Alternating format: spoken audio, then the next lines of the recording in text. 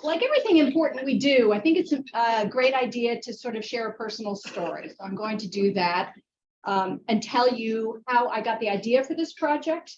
And first of all, how did I get the name for this project, the 51% project? So if you're familiar with the Yale program on climate change communication, I wish you'd raise your hand. Who's familiar with that? Okay, so this is a great resource for all of you. So far, it's only about America, and this is a very long-term demographic study, opinions and attitudes about climate change. And one of the first things that the team did was to identify 6 Americas in this country.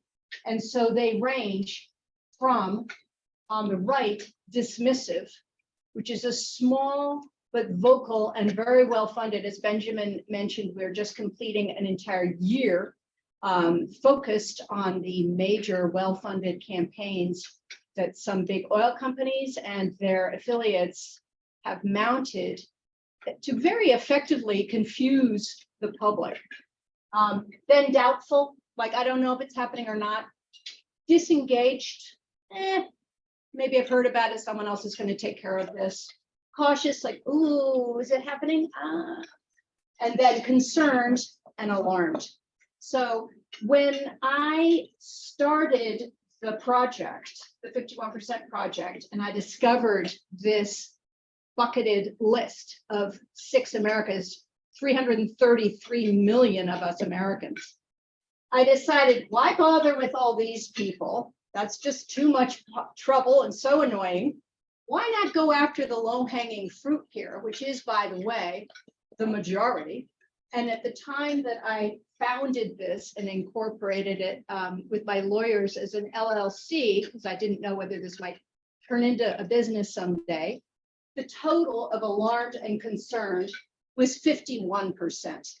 Now, I'm an English major. My graduate work is in English literature. And the idea of 51% was just tantalizing to me, because 2 points up, we've got more. 2 points down, we're in bad shape. So today, this is the most recent data set that was released, I believe it was in March, by the team at Yale and also George Mason University, that's where the other collaborators are, was in December. And the total, as you see at that point, based on their calculations, is 53%. So this is marvelous, right? We're up 2 points already in 5 years. It's not marvelous at all. It's not fast enough. And so I want to share the moment with you, though. I'm going to admit to you all, since we're en famille here, that when I started this journey, as we say, 15 years ago, and I'm going to tell you when I had the first recognition that climate change was an issue, and I'm just being totally open kimono with you, I was disengaged. I was like this. I was a single mom. I had 3 kids. I did not grow up this way, getting through the day, paying my bills, hanging on to my job, getting them off to school, making sure they were writing their thank you notes and their faces weren't all like muddy when they went off to school. So I was disengaged, and I admit it. I had a career in media at the New Yorker and at the Atlantic for the better part of 2 decades. So raise your hand if you have children. All right. So those of us who have children, this is busy. And, you know, you all who don't have children yet, you might as well just factor that into your plans. And I'm not recommending it, but it means that your life does change a little bit. I was always really busy with extracurricular activities at school and growing up, and Girl Scouts this and blah, blah, blah, that, bake sales. And when I became, you know, of age, an adult, I continued to be extremely involved with extracurricular activities. And I was asked to be on the board of Seventh Generation. Raise your hand if you've heard of Seventh Generation. It's a household, everybody who has a kid has heard of it, because they make household products, cleaning products and diapers and things like that. And it was sold to Unilever a few years ago for $600 million. And so this was a little tiny company. I was asked to be on the board several years ago because I represented a demographic that they weren't getting. They were not getting the disengaged moms. They were not getting the heads of households who are making all these decisions all the time about paper towels and dish soap and laundry detergent and diapers. And we weren't making them in favor of seventh generation. So the CEO wanted me on the board to represent that contingent of prospective customers. And I just mentioned that as sort of an indication of how far I have come, because I'm about to tell you about my climate aha moment. About this time, Al Gore's movie came out, An Inconvenient Truth. Raise your hand if you've seen this movie. Okay, so I never paid much attention to Al Gore at all when he was vice president, because who pays attention to the vice president? At least I didn't. I was busy, as I say. I had heard that he had cheated on his wife, so I really didn't like him at all, but I was dragged to a screening, and frankly, it just went in one ear and right out the other. However, I now have gotten to know him a little bit. He has an organization called Climate Reality Project, which you may or may not know about, and I'm a mentor there. And he actually has a great sense of humor, and he's really funny and smart, but he's forever tinged with this political sort of a stain, I believe. And lots of people just, they see Al Gore and they shut down. They don't want to hear about it at all.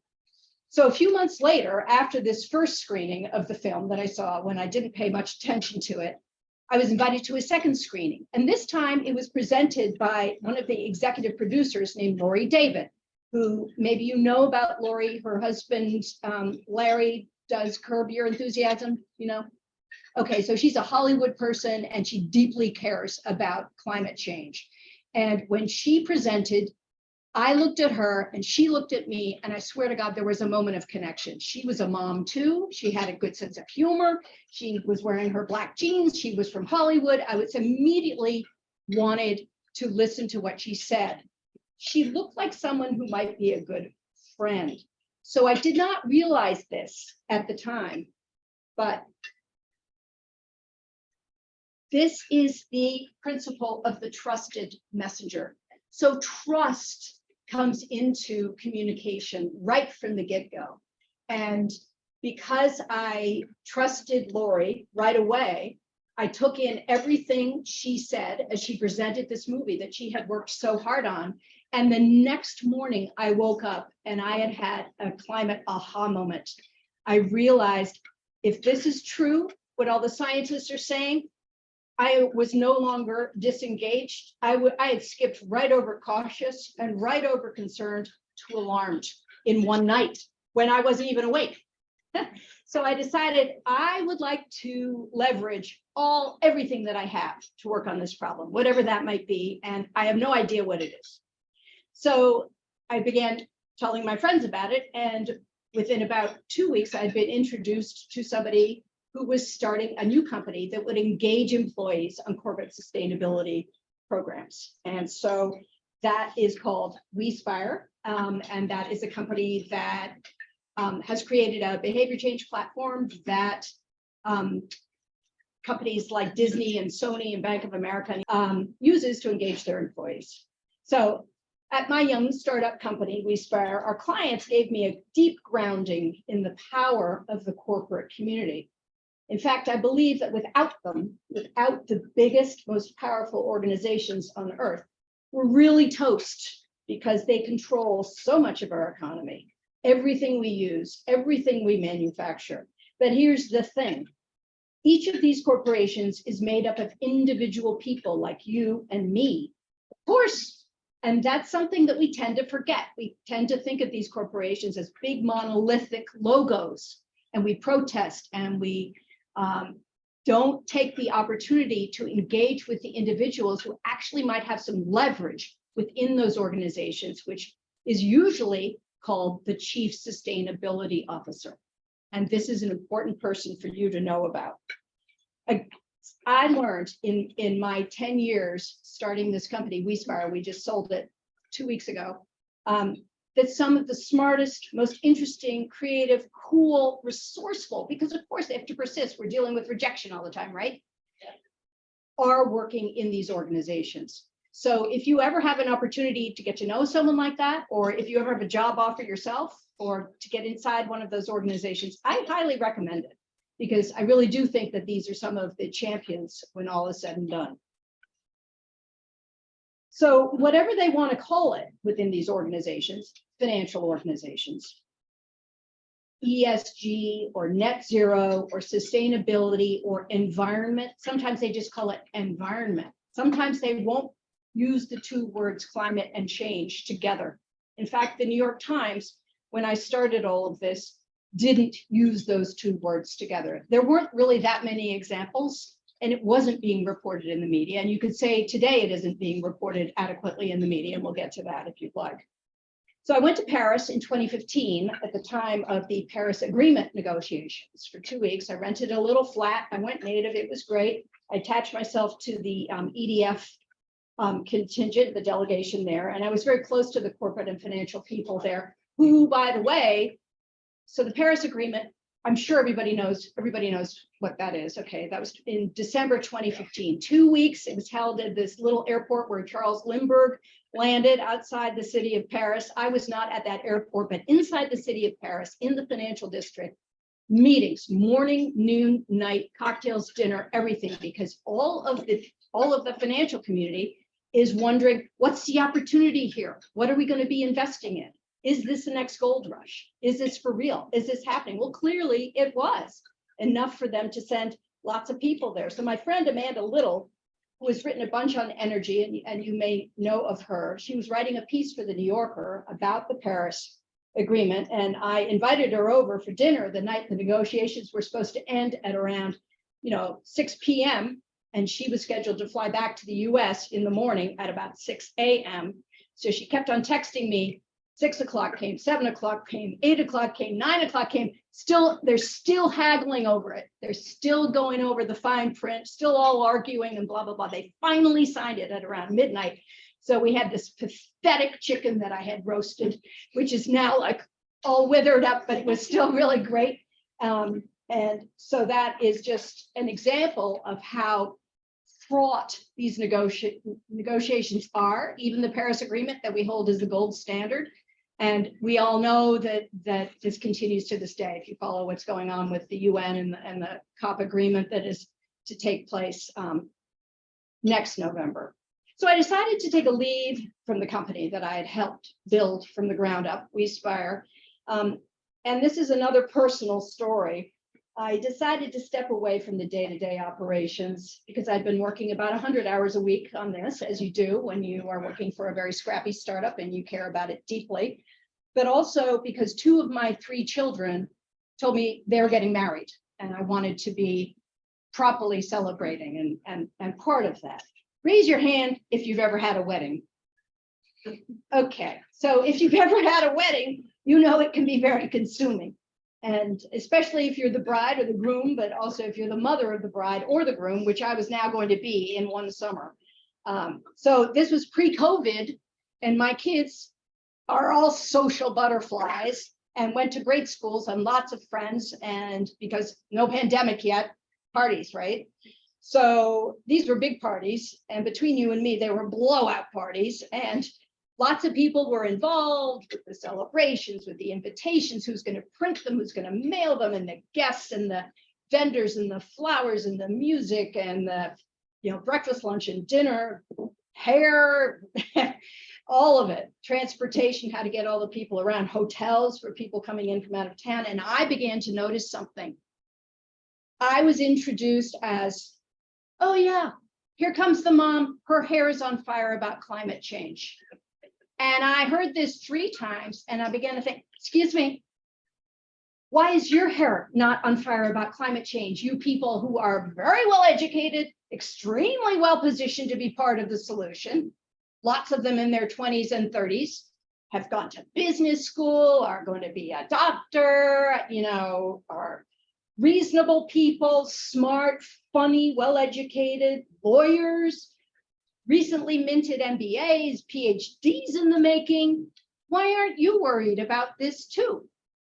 And at about the same time, in the middle of all this, I attended a college reunion, undergrad, New Jersey. And literally late at night, one night after the dinner and the blah, blah, blah, one of my classmates, he is a big investment fund guy. And he said, so what are you doing with your life? You know, a little golf, a little this, a little that. And I said, well, I'm really, really interested in climate change. And this guy literally went behind a tree and hit like this.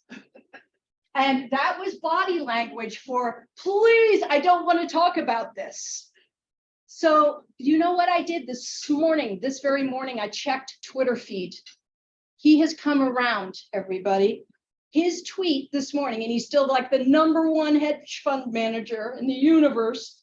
His Twitter feed this morning is a Bloomberg News retweet headline, Netherlands set to close Europe's biggest gas field this year. Okay. So he, like so many people, have experienced a change of mind on climate in the past 5 years or so. I haven't asked what he makes of the Six Americas chart and where he would place himself yet, but I think speaking to you, maybe I will do that the next time I see him.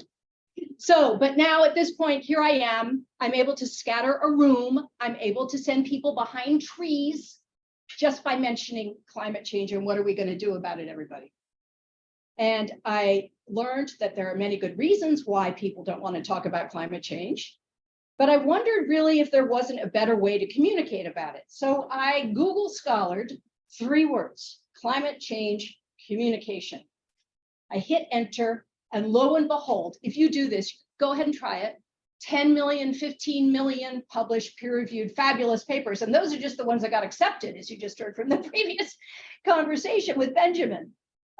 So I decided this is great. There's this treasure trove of principles and best practices on how to communicate on this subject, but nobody knows it because it's locked away in academia and never makes it to the mainstream.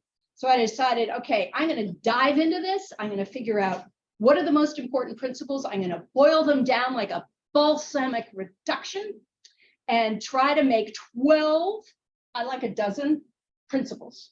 And there they are. And in the process, I got to know the leaders, the leading scholars. So, and these names may mean something to you or not, but Ed Maibach co-founded the Yale program and the Six Americas. And he told me when I spoke with him and told him that I was doing this, he said, this is great, but here's my first piece of advice for you, never mention politics.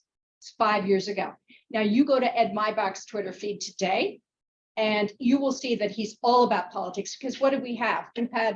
We had Donald Trump since then.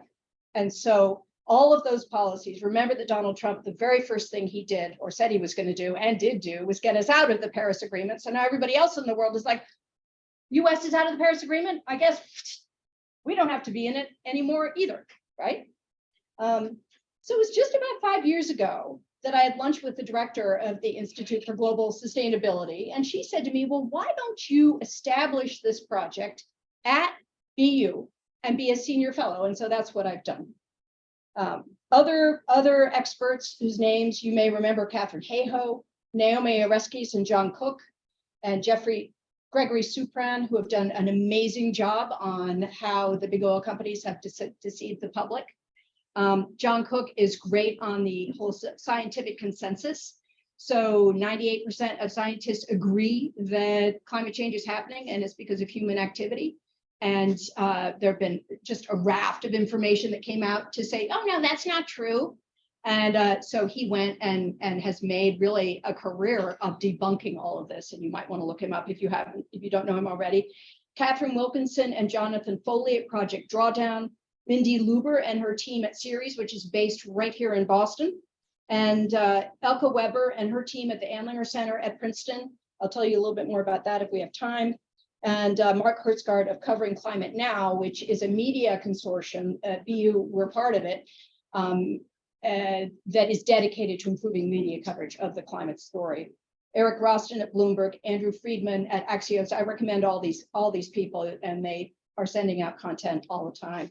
And all the chief sustainability officers I've gotten to know so well during my experience, pitching them nonstop each and every day for that little behavior change platform company that I told you about.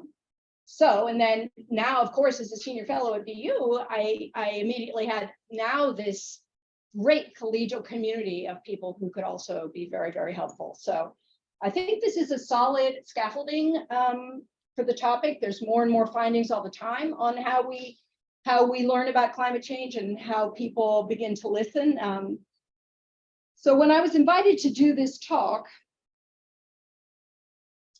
Nalin and Susan said, let's see if you can really tailor this to the financial sector. And so now our talk is how to talk about climate change so people in the financial sector will listen. And this has been a great exercise, and I really enjoyed putting this together for you. We're only going to get to a couple of the principles because we just don't have time. I now realize this is, probably an entire book or a course or a curriculum of some sort. But I love the idea of tailoring these for the financial sector, because if we don't move all that money, all those hundreds of trillions of dollars from where they have been operating for the past several decades, for certainly my entire life, to clean energy, we're screwed, everybody. And I don't know how else to put it more politely than that. And I apologize for saying that, but it's true. And so you have to know that some of the smartest people are working on this nonstop right now, but there's a hell of a lot of resistance as well. So let's get into this.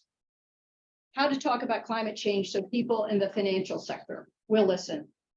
So number one, talk about it. But what exactly to talk about? It's everything everywhere all at once, right?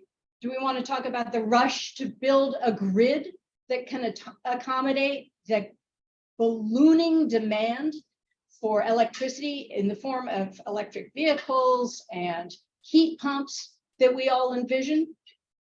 How about the insurance disaster? How about State Farm in California saying, we're not going to issue any more new insurance policies because California is just uninsurable. Now, that's going to start to take off all over the country and already has in Florida. How much will this cost us to address it properly? But really, isn't the question, what does it cost us if we don't? And what price would you put on human civilization?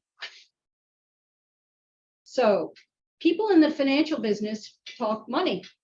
This is one slide that I love to show because it is the NOAA quarterly index of how many billion-dollar weather and climate disasters there are. This is for the year 2022. It shows all of the events that qualified for more than $1 billion of climate relief.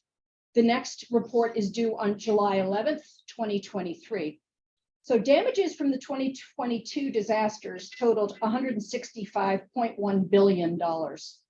You add the 2022 events to the record that began in 1980, this country alone, this is just the United States, not Nigeria yet, but I don't know if there's a world one, and maybe you do, but this country alone, since 1980, when this began, has sustained 341 of these weather and climate disasters with overall damage costs reaching or exceeding $1 billion. The cumulative cost for these 341 events exceeds $2.475 trillion. That's how much we've spent. These are Band-Aids, guys. I mean, we continue to pay for these disasters, but this is not resilience, really. And this is not adaptation, is it? This is just putting out fires, quite literally sometimes. So we know that a majority of Americans understand that climate change is happening. How could you not? And are concerned about it. A small majority, as I said. As a whole, though, Americans have a complicated relationship with climate change. Polling by the Yale Project and other researchers found that about half of Americans think that US residents are being harmed by global warming right now. Less than half say they've personally experienced its effects. That was in December. A full 50% think people in their communities will be harmed by global warming. 61% understand that global warming is human caused. And only 28% say it's caused mostly by natural changes in the environment. But 57% say they rarely, if ever, talk about climate change. And 54% say they never do. So, of course, this is changing. So, isn't this one of the most interesting situations that the human race has ever faced? everybody. I mean, by definition, it's going to take everyone in every sector working on this, all in. I mean, on my way over here today, I saw a FedEx truck, and I know that the FedEx Chief Sustainability Officer and their team is just really doing a great job and investing in electric vehicles and fleets and stuff like that. But here is this FedEx truck belching away at the curb as the guy, goes and delivers all the packages. And I'm thinking, this is not happening fast enough. It's not like everybody is really doing whatever they can at FedEx or anywhere, or frankly, any of us, to really make this problem addressable and under control. So what exactly should we talk about is a question. But my question is, how should we talk about it? How should we talk about it so people don't scatter from the room? How should we talk about it so they don't go and hide behind a tree? So I'd like to just offer a few things to keep in mind as you have conversations with people, especially in the financial sector. The first is the concept of pluralistic ignorance. We all underestimate how many other people also are concerned or alarmed about climate change. It's a form of pluralistic ignorance that we describe as a false social reality, a near universal perception of public opinion that is the opposite of true public sentiment. This is from a paper by Dr. Weber et al. At Princeton. Specifically, 80 to 90% of Americans underestimate the prevalence of support. Think about that, 80 to 90%. Almost everyone underestimate the prevalence of support for major climate change mitigation policies and climate concern. This paper came out before the IRA was passed in last August. So I think the next time they go around, this will have changed, because this is a big shot in the arm. So if you step into an elevator with 3 other people in it, this research found, you might likely assume that only one of the other people is as concerned as you are, but actually it's 2. And more recently, with the extreme weather impacts happening around the world, we're going to get up to everybody cares all about it. But by the time we get there, I'm worried it'll be too late. And the scientists say we're on the brink of several tipping points, not only in terms of the Earth's systems, but in terms of the impact on human beings. Scientific consensus, I mentioned John Cook. The majority of Americans now understand that most scientists think that global warming is happening, but fewer understand just how strong the level of consensus among scientists is. Only 1 in 5 Americans understand that nearly all climate scientists think that human-caused global warming is happening. 22% of Americans say they don't know what percentage of climate scientists think it's happening. And so public misunderstanding of the scientific consensus is a real lever to use. And more you see scientists getting together. And scientists, as you may know, are trained to continue to explore and say, but what if we did it this way? And what if we did it that way? And like, we're not going to make that conclusion quite yet. But on this, they've had to almost disrupt their training and say, we are sure about this. We are 100% sure about this. Another principle from behavior science to keep in mind when you talk to people is confirmation bias. We all think we already know everything, right? And especially people who are entrenched, you find that as people get older, unfortunately, their views are set more and more in stone. Maybe you all have an uncle who's like this, you have arguments with from time to time. But that is real and that exists. So you have to keep that in mind. And my advice here is to really try to get on the same page with whoever it is that you're talking to and find out. So what do they believe? Again, use that chart. Like, are they even aware of impacts around the world that impact them? People in finance are not stupid. So when you're talking about people in finance, usually they did pretty well in school, right? And they're pretty driven. And they do care, and they want to be all over this. They want to succeed. They want to have their performance. They're based on metrics. So I think that's actually a good thing to remember. Yet there is so much confusion and uncertainty that even they can be confused and uncertain. So the term ESG, as you know, Citi and Ceres and Deloitte and everyone else is pinned to ESG. But there has been a huge political backlash to this. There's been a drop in green bond issuance this year from 9 billion in 2022 due to, quote, this is what Bloomberg says, right-wing political pressure backed by big oil and other polluting industries. This is Bloomberg yesterday announcing the Bank of America had issued 1.1 billion in green bonds yesterday, which will mature in 5 years. In Europe, though. So Europe is way ahead of us. They don't have the same political situation. How could they? How could anyone have this political situation that we have in this country?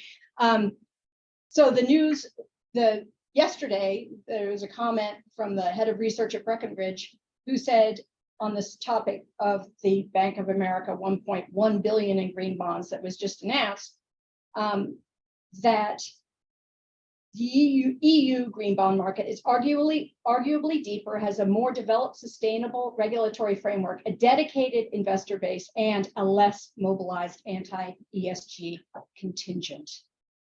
So if you want, we can talk more about this in the Q&A. So politics is the next thing to keep in mind. I won't go on any more about that. The next is this climate spiral of silence, the whole idea that people don't want to talk about climate change or global warming or whatever they want to talk about. And sometimes this is because they don't think that other people are interested. Sometimes this is because they don't know what to call it. Sometimes they think that it's going to identify them as this or that political party. They don't hear much about it in the media. Their friends aren't talking about it enough, although this is changing.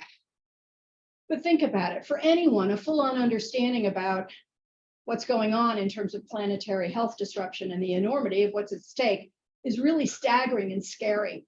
And at last year's meeting of the American Psychological Association, for the first time, they're entertaining a new diagnosable condition called climate anxiety or eco-anxiety, because these therapists and psychiatrists are noting that their clients are coming in and saying, this is a problem that's keeping me up at night and keeping me from working and very upsetting, keeping me from wanting to have children and everything else. So it's existential and unprecedented, and people in finance don't do well with existential and unprecedented, to say nothing of confusion and uncertainty, right? They want definite signals of what to do. So the whole idea, this is terrifying. And then, of course, there's all this disinformation that's out there that's been extremely successful, and that firms have been able to get the best and the brightest at advertising agencies and PR companies and so on to come up with really clever campaigns that have confused just about everyone. And why wouldn't they? They're really good. And so we dug into this. Taking on Climate Lies is the project that I helped to organize this year across BU, and that was funded here at the Institute of Global Sustainability, which was phenomenal. And there's still more research and findings to be coming out on that. Now, I don't think the smoke was as bad here as it was in New York, Washington, Philadelphia, New Jersey, East Coast, because you look at the map and Boston's out here, so that's good. But I can tell you, I live near New York City. I could not go outside for 3 days. I was supposed to pick up my grandson and take him to his tennis lesson. I picked him up at his little preschool. He's got his tennis racket, which is bigger than he is. Coco, what's going on with all this smoke? Thinking about his little lungs. Oh my God. And I mean, I'm privileged. I get him in the car. Tennis lesson is canceled. So people in finance, when they hear that there's smoke someplace far away, that gets into the cognitive disorder that behavioral scientists will call, in the vernacular, the there and then problem. Like, this is happening far away. This is happening on some other continent. This is happening to polar bears. This is happening to people. I don't know. But now everyone in the financial capital of the world in New York City, not to mention the US political capital of the world, Washington, DC, parties were canceled, graduations had to move indoors. That happened for 3 days. Now, have you seen much coverage about this? Well, there it was on the front of the Wall Street Journal, which everyone I know in finance reads that every day and gets it delivered. So yeah, this was an issue. There's Manhattan right there. And that's what it looked like. I mean, that's Delhi on a good day, right? But now it's beginning to hit home. So I really do think that those numbers are going to begin to shift. I'm going to stop right here because I've just yammered on incessantly, and I apologize for that, but I hope that you might have some questions. I'm putting together a book about all of this, and I'm thinking I should do a book about just focus for the financial sector based on this assignment. So I can't thank you enough for it. And would love to, maybe I'll go back to those principles if you like. I thank you again, Sarah. That was great.